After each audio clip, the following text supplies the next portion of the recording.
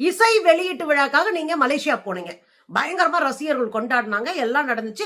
ஒட்டுமொத்த தமிழ் திரைப்பட உலகத்தையும் அவங்க தூக்கிட்டு போய் வச்சிருந்தீங்க. டைரக்டர்கள், நடிகர்கள் எல்லாரும் அங்கதான் இருந்தாங்க.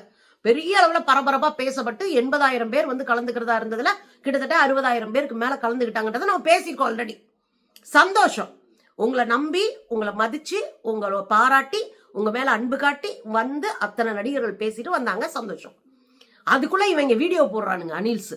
என்ன வீடியோ தெரியுமா? பாருங்க, பராசக்தி படத்துக்கு துணை முதலமைச்சர் அவரு உதயநிதி வராராம், அதுக்கப்புறம் கமலஹாசன் வராராம், அதுக்கப்புறம் ரஜினி வராங்களாம், எல்லாம் திமுக சொம்பு.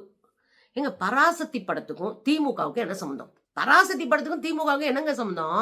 1964 நடந்து இந்தி திணிப்புக்கு எதிரான மாணவர் போராட்டத்தை கதைக்களத்தோட சொல்றாங்க. சுதா கொங்காரா அவங்க பல படங்கள், சூரரை போற்றும் வரைக்கும் பல படங்கள், நல்ல படங்களே எடுத்திருக்கிறாங்க. இறுதி சுற்று எல்லாமே சின்ன கதைக்களத்தை எடுத்து மக்களை பார்க்க வைக்கிற திரைக்கதை சொல்லக்கூடிய நல்ல பக்குவமான தெளிவான ஆராய்ச்சி பண்ணி 4 வருஷத்துக்கு ஒரு படத்தை அந்த அம்மா கொடுத்துட்டு இருக்காங்க. சரிங்களா?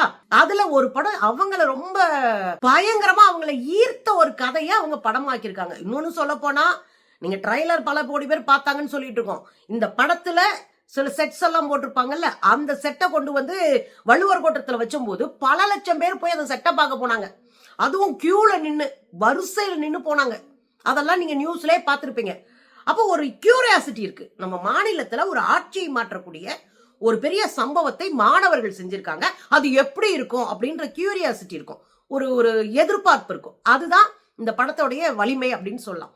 இன்னொரு விஷயம், பீரியாட்டிக்கல் பிலிம்ல ஒரு பிரச்சனை இருக்கு. இளைஞர்களுக்கு பிடிச்சிருந்தாதான் அது ஜெயிக்கும், இளைஞர்களுக்கு பிடிக்கலன்னா ஜெயிக்காது. ஆனா இந்த படம் வந்து அப்படி கிடையவே கிடையாது. ஜனநாயகன் அப்படி கிடையாது. ஏற்கனவே ஓடின ஒரு படத்துடைய தழுவல், விஜய் என்ற மிகப்பெரிய நடிகர் நடிச்சிருக்கிறாரு. அதெல்லாம் தாண்டி அது ஒரு கமர்ஷியல் பிலிம். வசனம் பேசுறதும், ஆடுறதும், அடிக்கிறதும், ஒரு ஆள் ஒட்டுமொத்த ஊரையா அடிச்சு காலி இதெல்லாம் கமர்ஷியல் பிலிம். இது வந்து பீரியாட்டிக்கல் பிலிம். ரெண்டுக்கு வித்தியாசம் இருக்கு. இதுதான் ரொம்ப ரிஸ்கான படம். அது மக்கள்கிட்ட கொண்டு போய் சேர்க்கறதுக்கு அவ்வளவு ரிஸ்க் எடுக்கணும். ஆனா ஜனநாயகனுக்கு ரிஸ்க் எடுக்க வேணாம். 2 பஞ்ச் டைலாக் அடிச்சா போதும். அதுல அண்ணன் சொல்றாரு இந்த படத்துல. எனக்கு பஞ்ச் டைலாக் போறதுக்கு முன்னாடி சொல்றேன், ஒரு காட்சியில ட்ரைலர்ல அண்ணன் காட்டுக்குள்ள வர்றாரு. காட்டுக்குள்ள வரும்போது 2 யானை துதிக்கலை தூக்கிட்டு 2 காலை தூக்கிட்டு அவர் கட்சி கொடியில இருக்குல்ல, அது போல வந்து ஆசீர்வாதம் பண்ற மாதிரி காலை தூக்கி நிக்குது. இதெல்லாம் வந்து யதார்த்தமா? இது என்ன தெலுங்கா, கன்னடாவா? அவங்க எந்த மாதிரியான படத்தினாலும் ரசிச்சு பார்ப்பாங்க.